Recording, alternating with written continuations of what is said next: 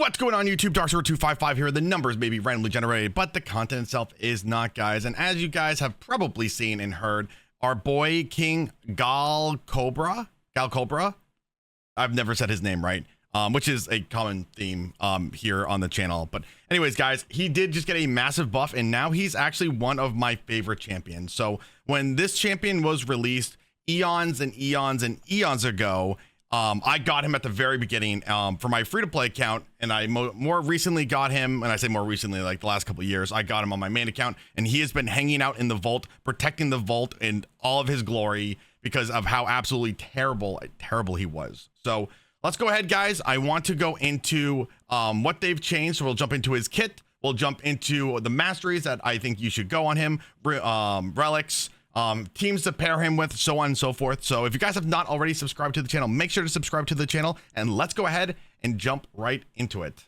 Alrighty, guys, so ironically my free-to-play account actually has a better King Gallcobar.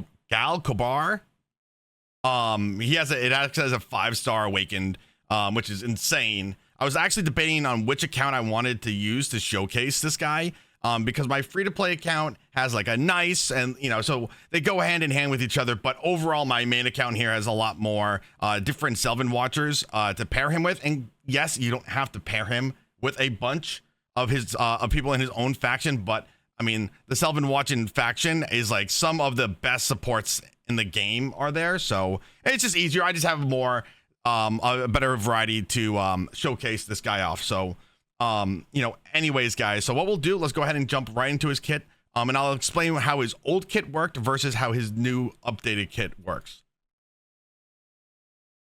Refreshing. So his A1 Tangled Staff attacks one enemy, places a shield buff for 2 turns on this champion, and all allies, sorry, not all, whoa, imagine if it was all, and the ally with the lowest HP, the value of the shield is equal to 15% of this champion's max HP. His A2, I'm going to butcher this, please. Verolica, it's the thorns. Okay, again, please. I read at a 3-year-old level. Attacks all enemies, has an 80% chance of removing all buffs. Amazing. Places 2 poison debuffs for 2 turns for each on each enemy. Places an additional 5% poison debuff for 2 turns on each enemy for each buff removed from them. Stacks up to an additional 3 poison debuffs. Also has an 80% chance of placing a block buff on the on all champions. This effect cannot be resisted if this champion is under a shield debuff. So, meaning you don't have to build him with accuracy if you are always under a shield. So, makes building him a lot easier. His A3, Hypertropic, level 3. Is that really the name of it? Oh, well, no, it's because mine's level 3, right? I think that's how that works. Yeah, Hypertropic. Ignore my degeneracy. I'm sorry. Removes all debuffs from all allies and places 2 15% continuous heals for 1 turn on all of them. Also places a shield buff on all allies for 2 turns. The value of this shield is equal to 25% of this champion's max HP. So A1 puts a shield on himself and on the lowest HP champion on your team. His A3 also puts a shield. His passive, and this is what's really cool, when an enemy under a poison debuff attacks an ally, so not just him, any of your allies, instantly activates all poison, so basically activates 1 tick of the poison per ally attack. Also instantly activates a continuous healing buff, which is again awesome. So when somebody attacks anybody, right? And it doesn't have to be him putting the poisons, it could be anybody putting the poisons. It doesn't have to be his continuous HP that he's putting down, it's anybody's continuous HP. He is instantly activating it, so healing your allies, and also instantly activating 1 tick of poison, so you can basically stack enemies out and keeping your team alive. Like, he's a very, very good support. I'm gonna go a little bit out of order, guys, when I talk about like blessings and stuff for him, because I think the only blessing you truly want to do is Brimstone. I don't think that any of the other blessings are really worth it.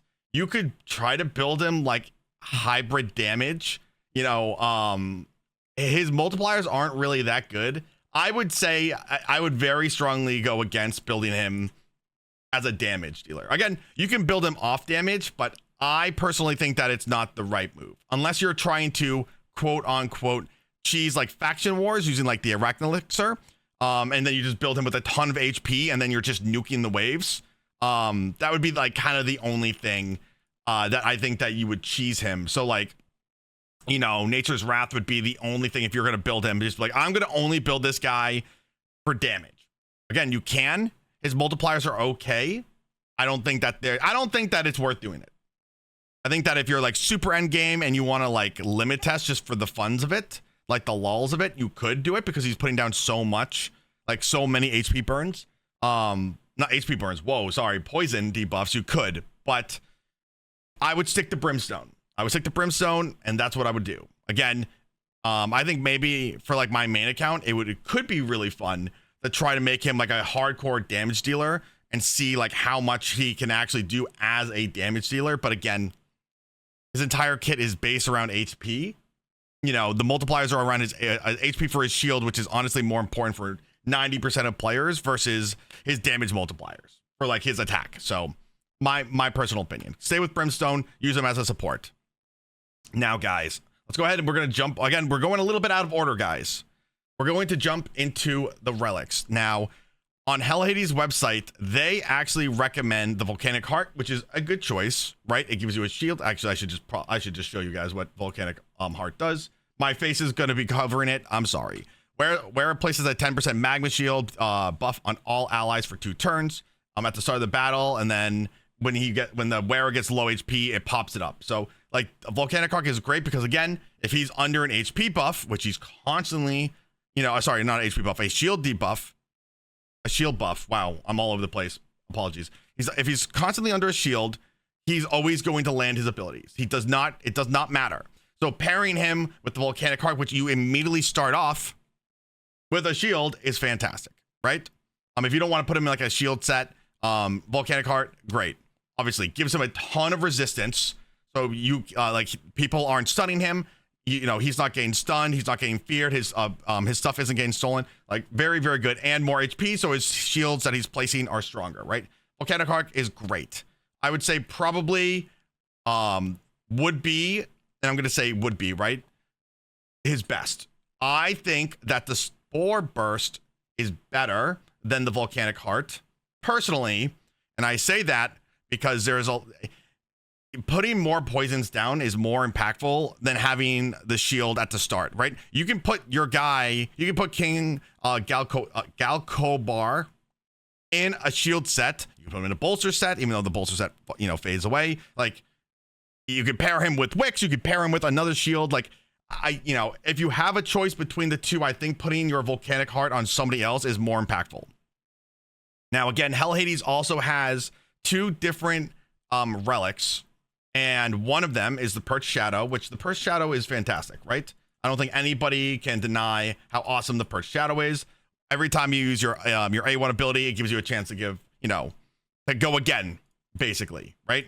And if you're doing your A1 and you get another chance, and it puts your stuff organically on a more of a cooldown, so you can use you put more poisons down, you can cleanse your team. It's still great, right? The only issue that I necessarily have with these relics being recommended is, number one, you have to be done with faction wars, right?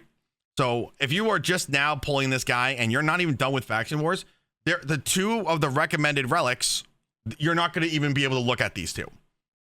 You're not going to be able to look at these 2, right? So for most players, this isn't really that great, right? That's why I like the Spore Burst so much, because if you're able to do Grim Forest in any capacity, you have the opportunity to get this as a legendary. Yes, like obviously if you're doing hard, you have a higher chance, but you still get legendary material from beating normal faction wars. And you can also still high roll epic material to get this, right? So getting the Spore Burst from the Grim Forest would be huge. You get a ton of accuracy, which I know that I said that, you know, you don't need to build him with accuracy, but I have him built with accuracy because I have the ability to build him with accuracy, and I would rather not have, I don't want to rely on other things and when I can just easily build him with accuracy. So I have him built with accuracy. This is still great, right? Still great. It's going to give me HP.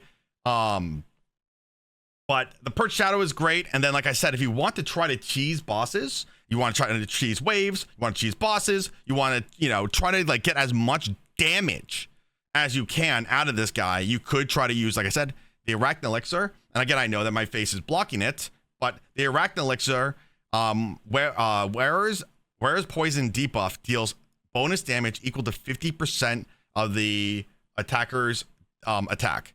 So if you build a lot of attack, right, on this guy, and he's putting a ton of poisons down, right, and so his poisons will do a ton of damage, right? And like that's how people cheese a lot of different waves. Like if you're doing faction wars, that's how people cheese waves, just like to get through it, right?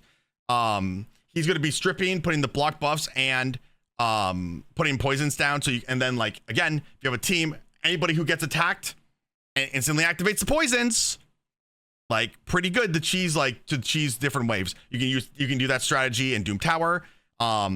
You can use that for, clearing waves. You can use it for, you can even use it in the event dungeon, technically. I know that, depending on when you're watching this video, if there's an event dungeon, right? Like he's putting all this stuff down to block all the skills and everything. And then the enemies are attacking, instantly activating, killing all the minions, right? So that's a strategy that you could use.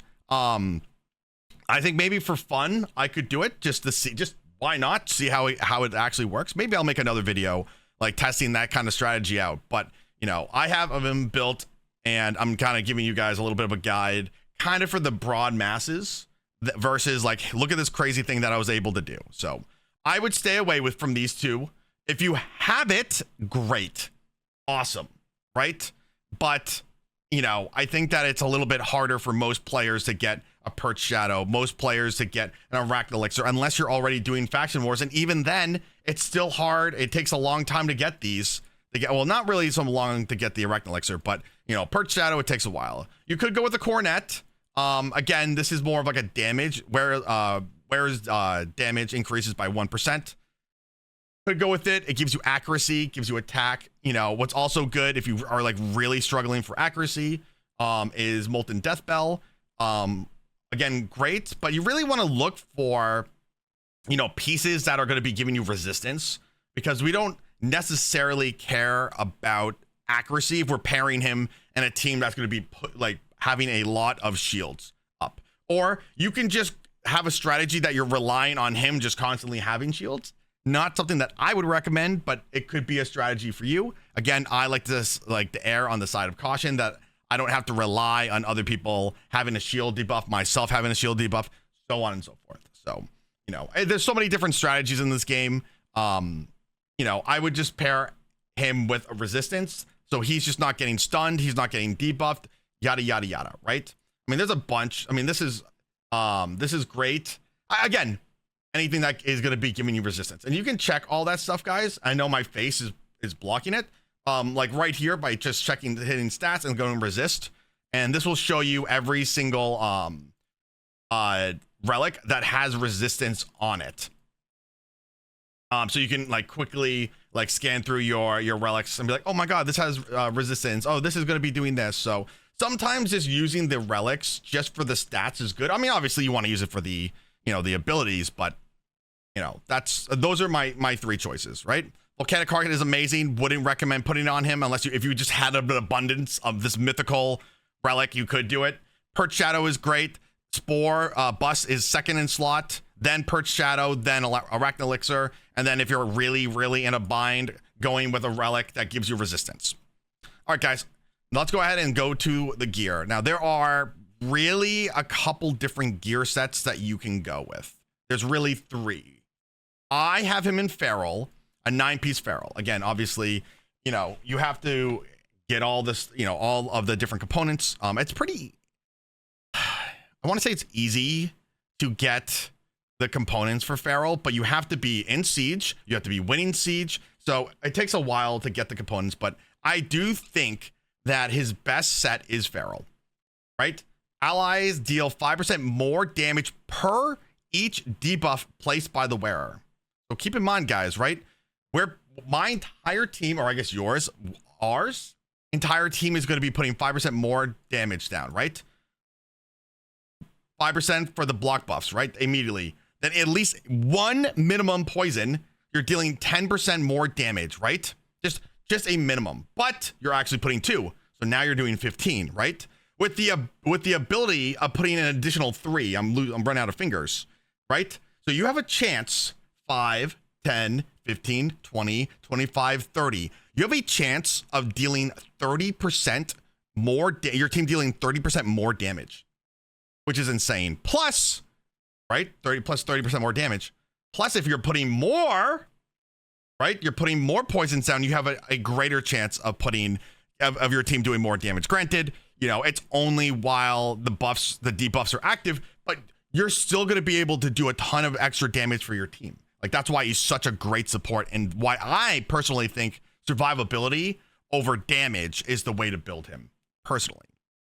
You know, and again, Spore, I don't know if I already read this. Whenever the wearer places a poison or a bomb debuff, has a 10% chance of placing a second debuff for 2 turns. It only counts debuffs placed by active skills. Okay, so, right?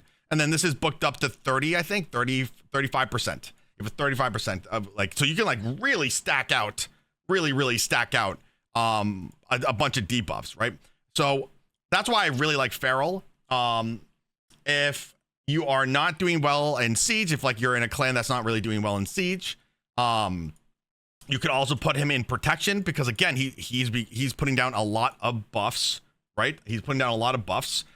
Has a 75% chance of placing protected buffs on all allies, and all allies deal 5% more damage. So it's basically the flip side of Feral is Protection, right? Feral is debuffs, your team does more damage. Protection is your team does more damage by how many buffs you have.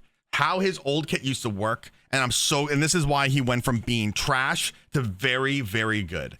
How his old A3 worked. Is the only time the continuous healing would actually land on you is if it was, like, cleansing debuffs. So how it worked before they changed this is, let's just say that your team has a bunch of debuffs on you, and then you use his A3. All of the debuffs are being turned into continuous healing. So let's say you have, like, 5 debuffs on your champion. How it used to work is you would get the shield plus 5 continuous heals over those debuffs.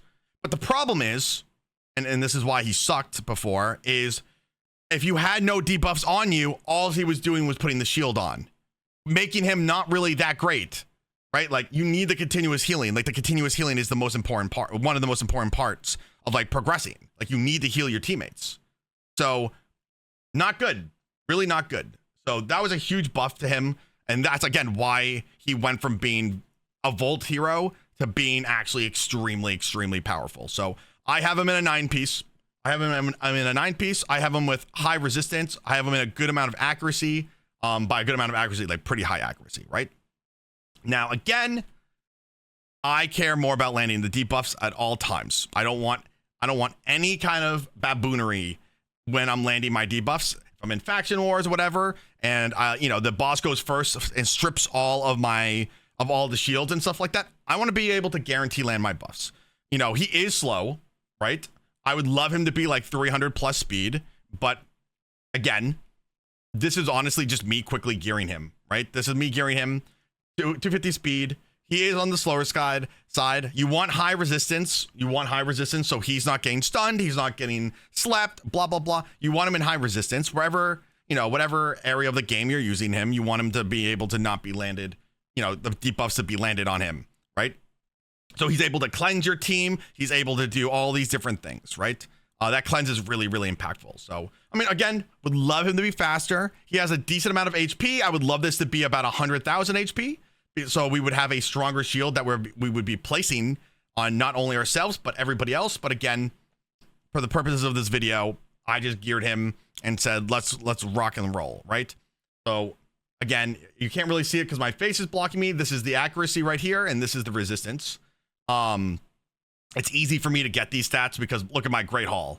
Where's my Great Hall bonuses? Affiliate, you know, it's easy for me to build him because my Great Hall is pretty developed, right? Are you going to be able to get these stats? Maybe, depending on like where your progression is for your account. So I would say that these are the most important stats, right? I would say that you want high HP. I would say resistance, so you can cleanse your team, and then speed. That's what I would say. I would say that, let's say you're doing Hydra and you need 400 resistance, right? You should aim for that. You should aim for that resistance. Number one. Number two is you should aim for having as high of HP as well as high of speed as you can, right? So if you can get 210 speed and have 80,000 accuracy, 80,000 HP, I think that would be better than you getting 250 speed and only like 40,000 HP, right? Personally. So you want to have high HP, you want him to be able to resist stuff, and you want him to be used as a cleanser. Moving to the masteries, now you have two options, guys. If you have a developed account, you can go with, again, I went with accuracy again for my particular account. And I know that I keep saying for my particular account, and you don't need accuracy, but I'm mainly using this guy in faction wars for my account personally, right? Mainly using him in faction wars, and my team doesn't outspeed the boss, and I immediately lose the shield. Like, the boss hits me so hard that it just strips the shield. I don't want a chance to not land my debuffs, personally, right? Personally. It's a hard choice between either Eagle Eye or Unshakable. I think that for most accounts, going Unshakable is better, right? Going Unshakable is better, so you're not like under stun, under debuffs. You're able to cleanse your team, you know, and then if you have to wait to use your A2, then you have to wait, right? Then you have to wait a turn, right? That's what I would do. You know, Defiant, more resistant, healing depending on the shield. Obviously, we're putting the shield down. Resurgent, delayed death is also really good. And see, this is also where I went a little bit different than what Hell Hades recommends.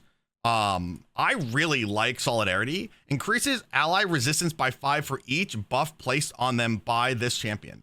So you have the opportunity to give your entire team a little bit more resistance. And I think that that's more impactful than going deterrence, right? You know, this deterrence is great, right? Because again, his A1 does what? It gives you a shield to you, and also the most low HP target, like most low HP on your team, right? But we're already building, you know, I think that's solid. Giving your team more resistance overall is better, because now you're buffing everybody on your team, right? We're getting 10 extra resistance on our team at minimum, right? At minimum. So, you know, sometimes that 10 extra resistance is what you need. This is still good. Again, this is just me personally. I would say either go deterrence or go solidarity. You know, depending on what you want to do. And then again, if you need the resistance, go Unshakable. If not, go Eagle Eye. I really like Sniper as well, because you increase the chance of placing any debuffs from skills or artifacts by 5%. So you just like, just in case you do land or you just don't get a chance to place, you just get a little bit more of a chance. And then obviously we want Maxer Hexer to extend the duration of poison, of poisons, like a chance, 30% chance. So standard runes again. I used to have him built in offense, like in the offensive tree right here, guys. I just don't personally think it's worth it. I don't think that it's worth it. I think even if I was going to build him as a attacker, like somebody who did like big damage for attacks, I still would have him built. I would still have him built probably with more resistance, but that's just my own personal opinion. So you have a lot of different options, guys, between the three. I know this is a little bit longer of a video, but let's go ahead. I wanted to show you something that's really, really cool. So I found this like really interesting pairing in Dragon, and I know that you guys are going to look at this and be like, well, I'm going to do this actually. Well, Dark Sword, I don't have Assaultus, which is fine. Doesn't really matter, but it's just something interesting that I wanted to show you guys. So let's go ahead. We're going to put a bunch of poisons down. We're just going to I'm going to try my best to get through the wave as quickly as possible. Then he's going to put a bunch down, one shot the wave. Yippee. We love that. So watch how funny this is, because Stultus is passive. He reflects poisons back on the wearer, right?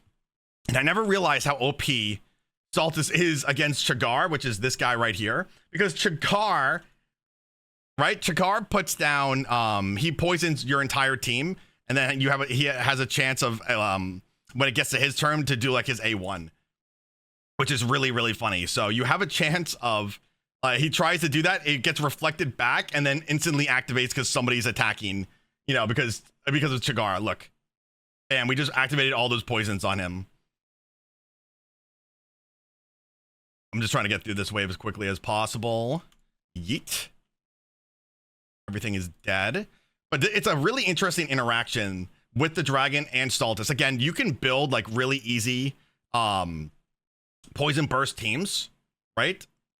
Especially like, I mean, if you have Ezio and you pair him with King Gallcobar, really easy, right? Like really easy. Like they both like really well work with each other, because Ezio's putting down the spider sensitivity. Also, he's activating poisons, and he's also putting poisons. So it's just an easy way just to burst down waves.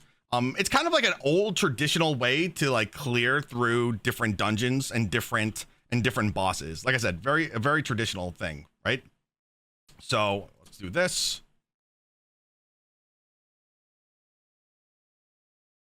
And then, so the dragon's gonna hit us and stun us, but this is what's really interesting. Watch. When the dragon, the dragon blows fire, it's going to activate 1 tick of poison. So every time the dragon blows the fire, which is poison, you know, Stultus is reflecting it, right? Stultus is reflecting it, and since we're being attacked, it's activating a tick of the poisons. So like, if I really wanted to, I could like build a very quick team with this, and then just have the dragon kill itself in like the first couple attacks. It would be like really, really funny. And of course, like he died right now, but it's like a really funny interaction, like using Stultus again, because he's reflecting the poisons, and then since the dragon is attacking him, it's instantly activating all the poisons. It's like I said, it's funny. It's funny how it works. But yeah, my Ezio doesn't have any gear on him, but you understand. I also ended up using him. We just recently had a tournament. We recently just had a tournament for Spider that we had to use all Sylvan Watchers, right? So watch what this is just like a funny. This is just a funny interaction as well, because again, these Kaldor puts down poisons, and obviously King Gallcobar King Gallcobar, God, puts down poisons as well, right? And I'm manualing this. It doesn't have to be manual, right? And then I'm gonna put down a ton of poisons, and then the spiders will attack. So these spiders will. Well, I mean, right now I just kill it. Like right now I just kill the boss. Like yippee. Okay, or not, because I killed all the wave. But so the spiders put down poisons, right? And like the damage is just reflected. This is all reflected back, right? Obviously we can't land debuffs on hard spider. Yeet. That's dead. 2.7 million damage. God, I love Kaldor. By the way, guys, if you have not seen my Kaldor video, definitely go and check it out. Hopefully you guys pulled one during the event, but if you didn't, you know, rest in pepperonis for you. Let's go ahead and show you guys how this disgustingness that this is. So who do I have that's oh, this will be great. This will be great. We're just gonna delete the wave is just gonna die. The wave is just gonna die. Like there's so many poisons going down. There's so many poisons going down. I'm gonna put poisons down with Cavalex here. Bam, more poisons, and I'm like oh my god. Dan. This might be too much. Too many things, like too many poisons. Because they're not even attacking me. Like they're not even attacking me. But okay, hold on. Oh my gosh. Okay, this is good. Okay, so this is the problem. If I use Kaldor's A3, it's gonna one-shot this entire wave, and I don't want it to do that. I think that I can kill the Siffy, and it's not gonna do splash because she doesn't have any poisons on her. Okay, good. I just want other people to hit me. Bam. Nice. Ready? And bam. Poison debuffs activated. Bam. Dead. Bam. Damage. Right? Like crazy. Also, I just realized that I don't have a reviver, so makes it a little bit you know, not as good for the next wave, but you guys understand like the premise with this, right? Super awesome for wave content. He's a great support because again, we're clearing like this is the hardest Tomb Tower like content right now, right? Like I'm at the last mission, right? But obviously, you know, minus the bosses, right? Like obviously. But you understand, like these like have a lot of resistance, they have a lot of defense and such. So it's oh, I do have I don't have a reviver. What is wrong with me, guys? Like I'm a little bit special and not in the good way. I mean, there's no poisons that are going to be putting down. And I mean, the waves are going to be basically dead here. They removed my debuffs. I can't believe that. That's really rude of you. Okay, well, I'll put some poisons down on you. Give me a shield. Bam, activates the poisons. Oh, it's just so nice, dude. It's just so nice. I mean, I just want to make sure I see if I get another attack. Cool, because he should attack me. I mean, he's gonna die, right? He's gonna die. Hit me. Bam. Super awesome, dude. He is really cool. You can use, like I said, if you've watched my Gallcobar video, guys, you can see him being paired with King Gallcobar being paired with Gallcobar and Hydra to see like the damage. Damage is insane. The damage is insane. So if you guys are looking for like a champion for Hydra, he's okay in Chimera, great for wave content, so on and so forth, guys. I hope that this guide, I know that's a little bit longer, but I hope that this guide was helpful, guys. Let me know down in the comments, and I will see everybody in the next video.